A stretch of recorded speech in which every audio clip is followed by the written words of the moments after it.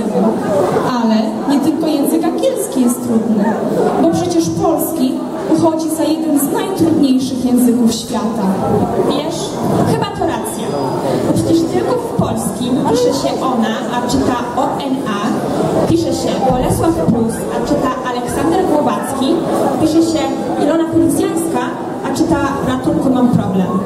Okazuje się, że nie jest łatwo żyć w Polsce, a do tego skończyć szkołę to dopiero wyzwanie.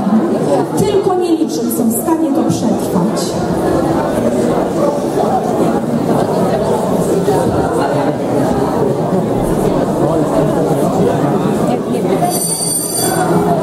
Ale chyba wszystkiego.